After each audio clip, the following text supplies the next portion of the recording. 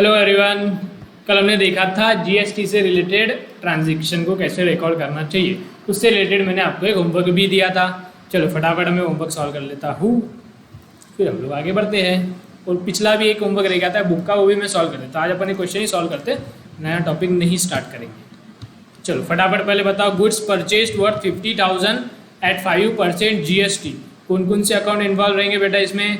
देखो एक तो सर परचेज है, कुछ नाम नहीं बोला, तो दूसरा कौन सा रहेगा सर? दूसरा रहेगा कैश, परचेज और कैश। देखो एक अकाउंट है परचेज, दूसरा इन्वॉल्व है कैश, तीसरा इन्वॉल्व है सर जीएसटी। जीएसटी सर दो जीएसटी रहेंगे उसमें भी। अब मुझे एक बात बताओ, दो जीएसटी रहेंगे, सी जीएसटी एस जीएसटी। अभी आउटपुट सी जीएसटी रहेगा या इनपुट सी जीएसटी रहेगा? परचेज के टाइम का जीएसटी, परचेज के टाइम को जीएसटी को क्या बोलते हैं बेटा अपन? इनपुट सी जीएसटी और इनपुट एस जीएसटी। ठीक है, तो ठीक है। परचेज क्या है? परचेज एक्सपेंस है। कैश क्या है सर? कैश एक प्रॉपर्टी है इसलिए हमारा एसेट है। इनपुट सी जीएसटी और इनपुट एस जीएसटी क्या रहता है? देखो ऊपर ही लिखे हुआ है एसेट है। ठीक है, परचेज करने से एक्सपेंस बढ़ेगा, परचेज करेंगे तो कैश देना पड़ेगा, तो कैश का बैलेंस कम होगा। इनपुट सी जीएसटी और इनपुट एस जीएसटी नाम का एसेट बढ़ेगा। एक्सपेंस बढ़ा तो डेबिट, एसेट कम हुआ तो क्रेडिट, एसेट बढ़ा तो डेबिट, एसेट बढ़ा तो डेबिट। क्या जर्नल एंट्री होएगी बताओ? तीन तीन है इसमें, नीचे लिख लूँ क्या मैं जर्नल एंट्री? ठीक है, मैं जर्नल एंट्री नीचे लिख ले रहा हूँ अच्छे से। आपने पूरा फॉर्मेट बना के अच्छे तरीके से लिखना। क्या जर्नल एंट्री होएगी? Purchase account debit, input C GST और input S GST account debit,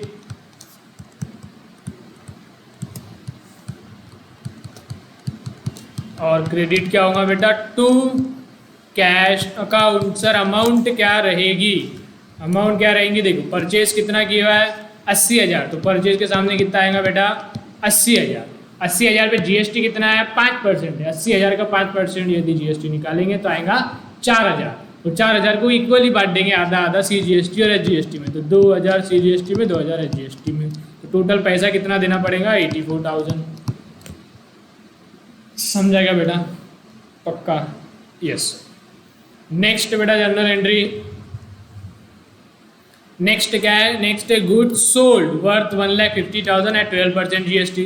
कौन कौन से अकाउंट इन्वॉल्व है बताइए? सर एक तो सेल है, सेल। दूसरा सर कुछ बोला नहीं तो क्या रहेगा? कैश। देन जीएसटी है, तो सी जीएसटी एस जीएसटी। अब इनपुट या आउटपुट सेल के टाइम का है, सेल के टाइम का रहेगा तो क्या बोलेंगे बेटा उसको अपन?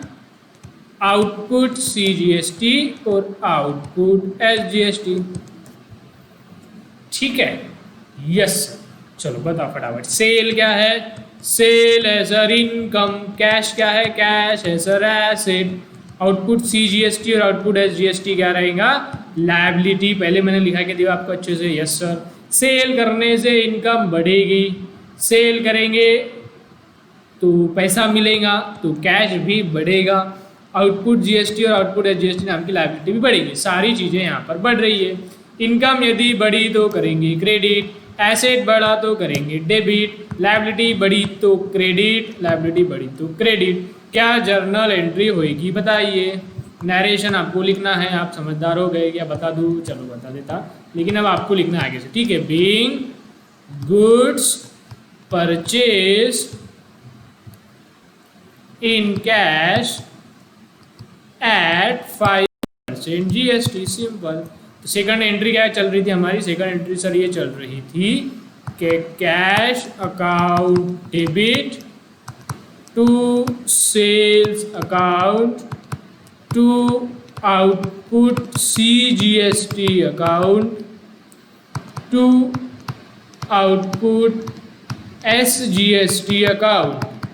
क्या अमाउंट देखो, सेल कितने का है सर? सेल है पूरे 1.5 लाख रुपयों का, तो 1.5 लाख रुपए हो गए। जीएसटी की वैल्यू निकालेंगे 1.5 लाख पे 12%, 1.5 लाख का 12% फटाफट निकालो। 1.5 लाख का 12%, 1.5 लाख का यदि आप 12% निकालेंगे तो आ जाएगा 18,000। ये होगा टोटल जीएसटी बेटा, 18,000।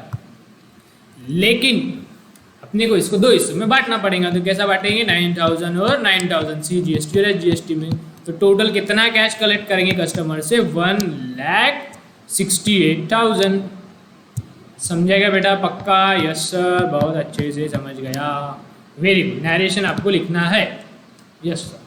Next, goods purchase from Anushka worth 5 lakh at 28% GST. Goods purchased है, नाम दिया है तो उसका नाम आएगा। तो कौन से अकाउंट आएंगे बताओ सर? एक तो परचेज, दूसरा उसका नाम दिया तो उसका नाम अनुष्का, तीसरा जीएसटी सर, सी जीएसटी और एस जीएसटी। अब ये इनपुट है कि आउटपुट है, आप बताओ कौन सा जीएसटी है? परचेज के टाइम का जीएसटी है, तो बेटा इसको क्या बोलेंगे, इनपुट सी जीएसटी और input S GST. Yes sir. Purchase क्या है, एक्सपेंस है। अनुष्का क्या है, अनुष्का कौन है सर? अनुष्का है ना, अनुष्का लायबिलिटी है या एसेट है? देखो हमने परचेज किया, पैसे नहीं दिए, तो फ्यूचर में पैसे देना पड़ेगा, तो अनुष्का क्या हो जाएंगी बेटा, लायबिलिटी। और input C GST input S GST क्या रहता है बेटा, एसेट। परचेज करने से एक्सपेंस बढ़ेगा, अनुष्का नाम की लायबिलिटी बढ़ेंगी, input C GST input S GST के एसेट भी बढ़ेंगी, सारी चीज़ें बढ़ रही है। एक्सपेंस बढ़ा तो डेबिट, लायबिलिटी बढ़ी तो क्रेडिट, एसेट बढ़ा तो डेबिट, एसेट बढ़ा तो डेबिट। क्या जनरल एंट्री होंगी, देखो purchase debit, input C GST debit, input S GST debit to Anushka. क्या एंट्री होंगी, purchase account debit, input C GST account debit, input S GST account debit to cash account. Purchase कितने का किया, purchase किया sir 5 lakh rupees. अब GST के calculate करना है वैल्यू, तो जीएसटी की वैल्यू कितनी है, 5 लाख का कितना परसेंट बोला बेटा, 28%। तो ये आ जाएगा बेटा 1,40,000, और 1,40,000 को आधा आधा बांटना पड़ेगा, 70,000 और 70,000। तो टोटल कितना हो जाएगा, 6,40,000 है ना। यस सर, ओके समझा। यस, लास्ट कौन सा है, good sold to Virat worth 65,000 and 18% GST. कौन कौन से अकाउंट इन्वॉल्व है सर? एक तो है सेल, दूसरा विराट का नाम है तो विराट, तीसरा सी जीएसटी और एस जीएसटी। और ये सेल के टाइम का है तो इसको क्या बोलेंगे बेटा अपन, आउटपुट सी जीएसटी और आउटपुट एस जीएसटी। सेल क्या है, इनकम है। विराट क्या रहेगा, देखो हमने सेल किया, उधारी में विराट से पैसे मिलेंगे भविष्य में, इसलिए विराट कौन रहेगा हमारे लिए, एसेट। और आउटपुट सी जीएसटी और आउटपुट एस जीएसटी क्या रहता है बेटा, लायबिलिटी। सेल करने से इनकम बढ़ेगी, विराट नाम का एसेट बढ़ेगा, output C GST output S GST बढ़ेगा। ठीक है ठीक है ठीक है ठीक है, चलो। सेल करने से इनकम बढ़ेगी, इनकम बढ़ी तो क्रेडिट, एसेट बढ़ा तो डेबिट, लायबिलिटी बढ़ी तो क्रेडिट, लायबिलिटी बढ़ी तो क्रेडिट। ओके, जनरल एंट्री क्या होंगी, जनरल एंट्री डेबिट वाले ऊपर लिख दो, क्रेडिट वाले नीचे। तो विराट अकाउंट डेबिट, बाकी सारे अकाउंट क्रेडिट। तो जर्नल एंट्री कुछ इस प्रकार होएगी कि Virat account debit to sale account to output CGST account to output SGST account. Amount क्या आएंगी, देखो सेल कितने का है 65,000, तो सेल के सामने आएगा 65,000। जीएसटी कितना है बेटा, 65,000 का कितना परसेंट बोले हुआ है, 65,000 का 18% बोले हुआ है। निकालो 65,000 का 18%, 65,000 का 18% आएगा 11,700। इसको बांटना पड़ेगा आधा आधा सी जीएसटी और एस जीएसटी में, तो कितना आएगा 5,850 और 5,850। और टोटल कितना हो जाएगा फिर बेटा 65,000 प्लस दिस, तो टोटल आ जाएंगी 76,700। समझा गया? यस सर, पक्का। चलो लिख दो, आपको पूरा अच्छी तरीके से फॉर्मेट वगैरह बना के लिखना है, ठीक है। यस चलो पहले ये 2 एंट्री लिख लो ऊपर की। तो ये 2 एंट्री लिख लिया। Yes sir, very good.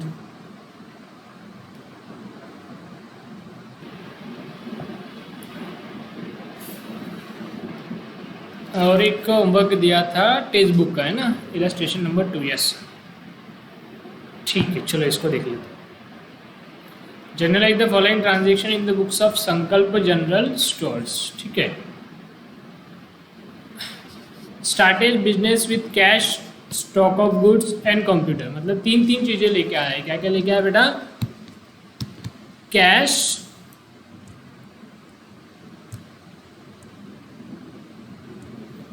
Cash लेके आया, स्टॉक लेके आया, कंप्यूटर लेके आया, स्टार्टेड बिजनेस। और जब भी कुछ भी लेके आता बिजनेस से तो अपन उसको क्या बोलते हैं बेटा? क्या इन्वॉल्व रहता है उसमें? Capital account. ठीक है, तो इतने सारे अकाउंट्स इसमें इन्वॉल्व है। कैश क्या है सर? कैश एसेट है। स्टॉक क्या है? स्टॉक भी एक एसेट है। कंप्यूटर क्या है सर? कंप्यूटर भी एक एसेट है। और कैपिटल क्या है? कैपिटल तो कैपिटल है ना। बिजनेस के अंदर कैश लेके आया तो बिजनेस में बेटा कैश बढ़ी, स्टॉक लेके आया तो बिजनेस में स्टॉक बढ़ा, कंप्यूटर लेके आया तो बिजनेस में कंप्यूटर बढ़ा। और ये सब चीज़ें लेके आने से उसका कैपिटल भी बढ़ेगा, उसका बैलेंस भी बढ़ेगा। एसेट यदि बढ़ता है तो डेबिट, एसेट बढ़ता है तो डेबिट, एसेट बढ़ता है तो डेबिट, कैपिटल बढ़ेगा तो क्रेडिट। तो क्या जनरल एंट्री होगी? जनरल एंट्री ऐसी होगी कि cash account debit, stock account debit, computer account debit to capital account. ठीक है, कैश कितनी है? 1,10,000। स्टॉक कितना है? 50,000। कंप्यूटर कितना है? 50,000। ठीक है, 1,10,000, 50,000, नहीं 1,50,000 और 50,000। ठीक है, तो टोटल ये डेबिट में चले गया 2 लाख, तो फिर क्रेडिट में भी कितना जाएगा? 2 लाख। मतलब उसका कैपिटल का बैलेंस कितना हो जाएगा? पार्टनर का, ओनर का 2 लाख। ठीक है, यस, ये भी पहली जर्नल एंट्री। नेक्स्ट, अब नरेशन वगैरह आपको लिखते आ जाना चाहिए। सारे ऑलमोस्ट सारी एंट्री हो चुकी है, तो नरेशन आपको आना चाहिए। नहीं आ रहा तो पीछे जाके एक बार देख लेने का। ठीक है, जरूरी नहीं कि सर आपने लिखा ही नहीं। अरे भाई, अब इतना तो आ ही सकता ना। हाँ, इतना तो मैं अब आपको भरोसा कर ही सकता हूँ, इतने तो बड़े बच्चे हो गए आप। Purchase goods from Kareena on credit 10,000 at 5% trade discount. कौन से दो अकाउंट इन्वॉल्व है? एक तो परचेज और एक करीना। परचेज और एक करीना। परचेज क्या है? Expense.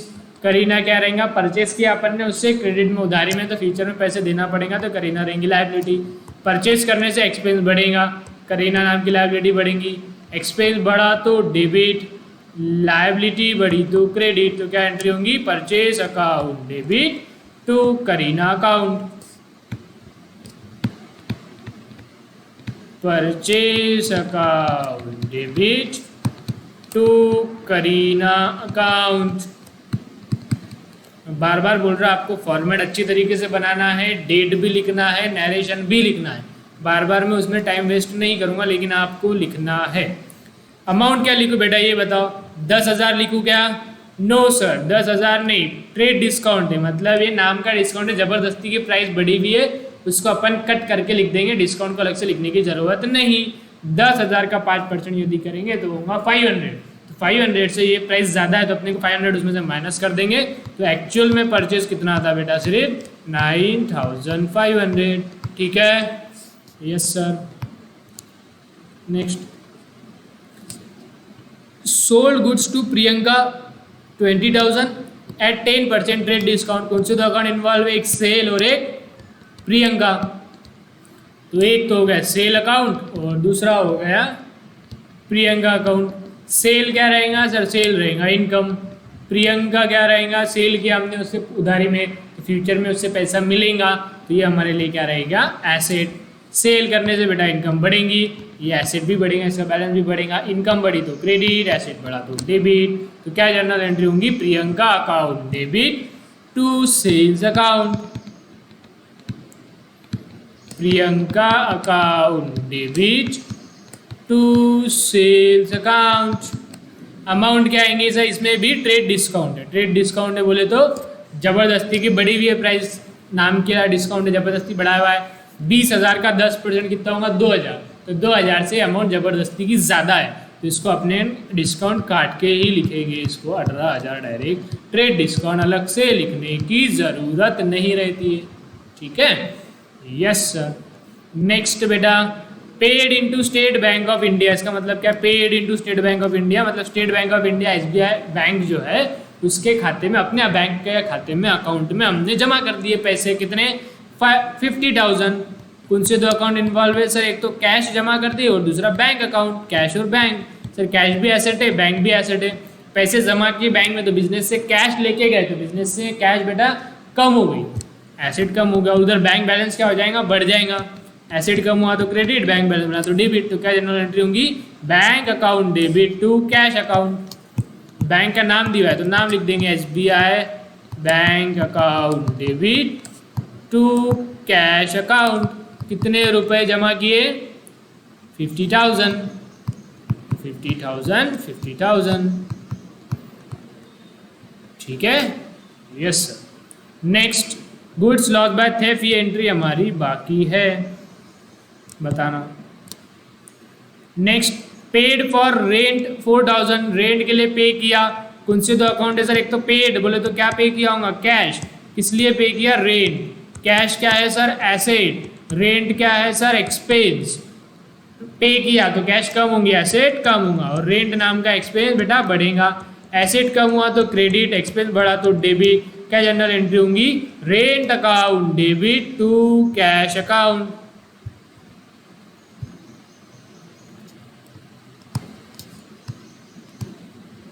Rent account debit to cash account. कितना है amount, 4,000, 4,000,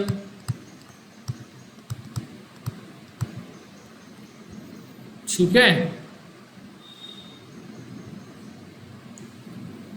received cash of 17,500, cash मिली 17,500 from Priyanka in full settlement of account. अब पर प्रियंका का हमने कुछ तो भी ट्रांजेक्शन था, देखो क्या था, ये था सोल्ड टू प्रियंका 20,000 का गुड्स था, 10% डिस्काउंट। तो 20,000 तो नाम का है, या जर्नल एंट्री में देखने का बैलेंस कभी भी क्वेश्चन में नहीं देखने का, क्योंकि जर्नल एंट्री में कितने लेने वो देखो। जनरल एंट्री में देखो प्रियंका से डेबिट, मतलब प्रियंका से कितने लेने का दिख रहा, 18,000, 20,000 नहीं। कभी भी जर्नल एंट्री में आके देखने का, ट्रेड डिस्काउंट काटने वाली फिगर है। 20,000 तो लेने ही नहीं थे उससे, तो जबरदस्ती की फिगर थी। कितने रुपए लेने थे बेटा प्रियंका से, 18,000, 18,000 रुपीज प्रियंका से लेने थे। कितने दिए प्रियंका ने, 17,500 for full settlement. Full settlement आ गया मतलब ये बचे हुए पैसे देने वाले के 18,000 लेने थे, 17,500 उसने दे दिए, तो 500 रुपये नहीं दिए। 500 रुपये कभी भविष्य में मिलेंगे क्या, नहीं। क्यों, क्योंकि सर देखो फुल सेटलमेंट लिखे हुआ है, तो जब भी फुल सेटलमेंट रहता तो ये डिस्काउंट बोलने का एक तरीका है बेटा, तो अपन ने उसको डिस्काउंट दे दिया।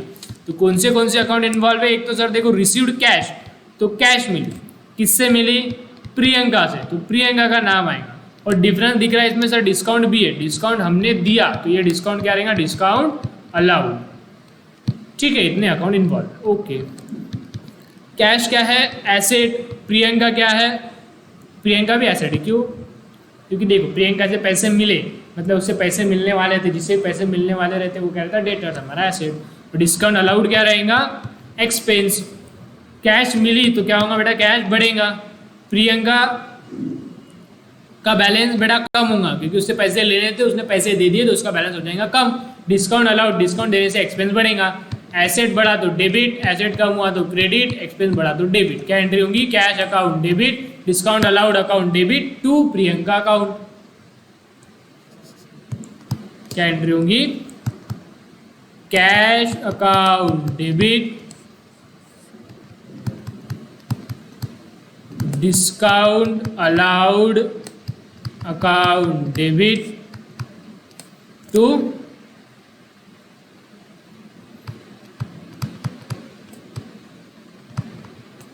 प्रियंका अकाउंट। कैश कितनी मिली? 17,500। डिस्काउंट कितना दिया? 500। तो उसका बैलेंस पूरा कितने से कम हो जाएगा बेटा? 18,000। ठीक है, yes.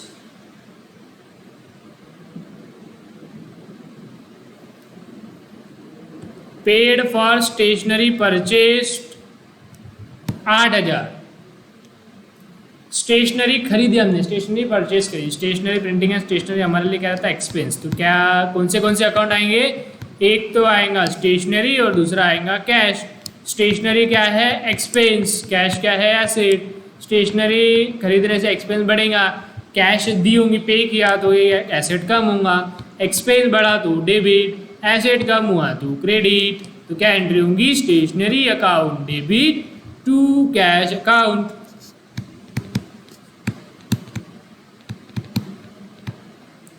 Stationery account debit to cash account. क्या अमाउंट है रे? 8,000।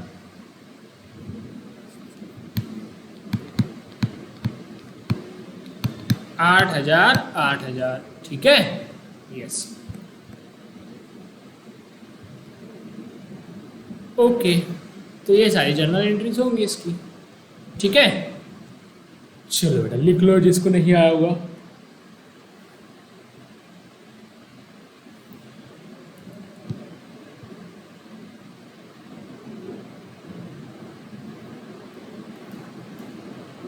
ठीक है, यस।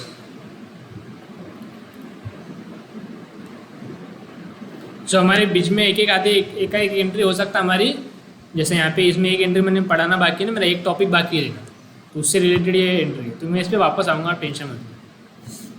थोड़ा सा वो ऑफ बीट है, थोड़ा सा उसका अलग लॉजिक है, वो मैं नहीं चाहता कि इतनी सारी एंट्री जो अपने को समझी भी है उस एक दो एंट्री की वजह से हमारा पूरा लॉजिक ब्रेक हो, थोड़ा सा वो अलग चलता है, फिर क्या होगा इस वजह से कन्फ्यूजन होगा। तो अपन वो सबसे आखिरी में देखेंगे। सारी जर्नल एंट्रीज हम लोग कर लेंगे, सारे क्वेश्चंस कर लेंगे, जो भी बीच बीच में आ रहा है उसको छोड़ते जाएंगे, फिर मैं वो बताऊँगा, फिर देखेंगे, ताकि हमारे लॉजिक डेवलप हुए हुए जितनी हमारी प्रैक्टिस हुई वो अच्छे से बरकरार रहे और अच्छे से प्रैक्टिस हो जाए, इतनी प्रैक्टिस हो जाए कि ताकि मैं आपको आगे कुछ और भी बोलूँ इससे थोड़ा सा अलग तो आपके दिमाग में बैठे, कन्फ्यूजन ना हो। इसलिए मैंने जानबूझ के वाला छोड़े हुए टॉपिक, सारे क्वेश्चन होने के बाद में वापस लूँगा।